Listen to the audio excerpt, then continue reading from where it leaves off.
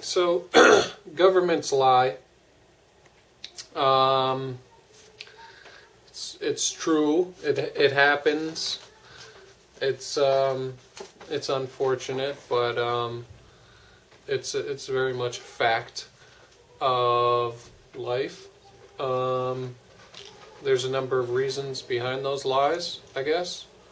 Some good, some bad. But I just thought it was interesting that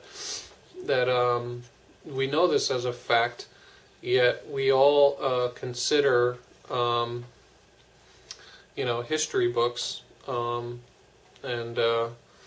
stuff like that, and official records of history based on the government's own documents and facts and figures and stuff as basically, indisputable truth, which is like so funny because, I mean, how could we know them as liars, but then take their documents and word as truth and write them in history books and just say, yeah, that's the way it was, that's how it happened.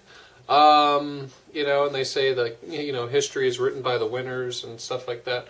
So it's all, to me, it's all bullshit. Like, I don't believe any of it. If you believe any of that stuff, you're just a fucking idiot.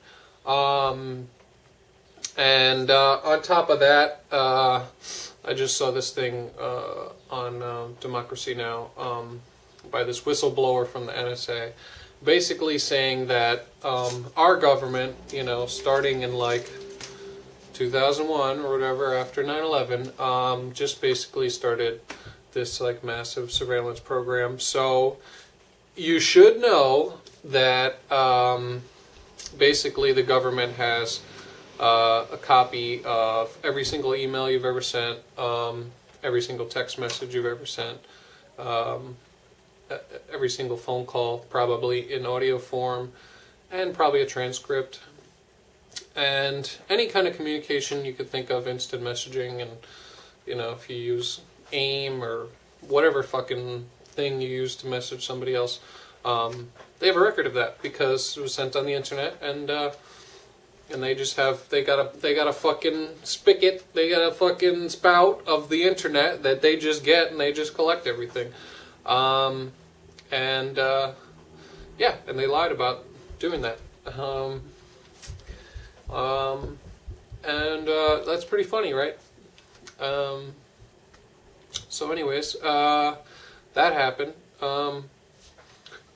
Which is a little bit of a scary thought, but no, I mean, everybody is kind of like aware, like that, oh, this is kind of, alright, this is my message to somebody else, but, this may be getting copied down somewhere, so everybody's kind of aware of that. So that's not that big of a deal, but to know that it is actually that way because, a CIA or an NSA agent of 30 years came out on Democracy Now! And said, yes, this is the name of the program, yes, this is what happened, yes, I left because they were doing it.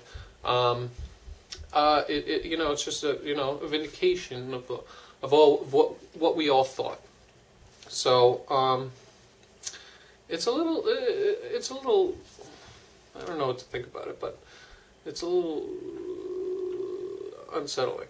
But on top of that, the point of the matter is, though, is that this is where it gets tricky for me. This is where I think the lies become sort of dangerous, because all right, so if everybody takes the word of the government as fact because they have the documents, they have the proof and everything like that, don't they have some way of change? I mean, digital data can change, easily, not a problem. I mean, you can change someone. Oh, we have a copy of this person's email. We can change words around. We can fucking edit it and make you say something you didn't say. And then all of a sudden they can go ahead and arrest you. Say, look, we have these emails that he sent, and there's nobody that's going to prove to say, oh no, that's not the actual email. I mean, somebody must have edited it in the government, and this has been going on for years. I mean, we just talked about the history books, for example, that we take as fact. I mean, come on, do you think that exactly what was written, exactly what happened was written down in their documents? You'd have to be a little naive. So, you can, if you wanted to go after someone, and as we know, there's a number of agencies, you know, CIA, FBI, NSA, yada, yada, yada.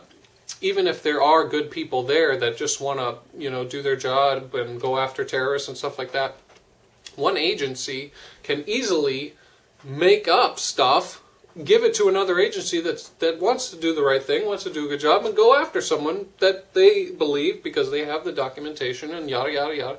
So it's just too easy. And when you couple that with the fact that these are all just people working at these places that all just need to survive and make a living and start businesses and want to provide for their family and have their kids go to college and yada yada yada, buy houses, and the fact that there's a known revolving door between corporations and the government, you just know that.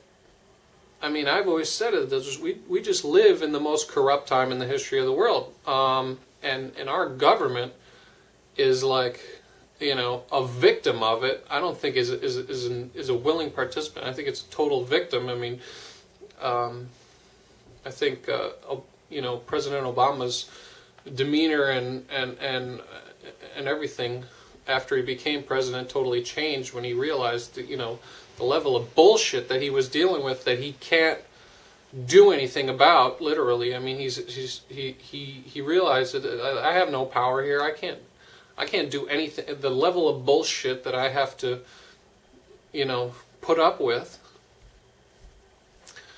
So yeah, I guess that's the way it is. That's the way I see it. Anyways, oh, all right.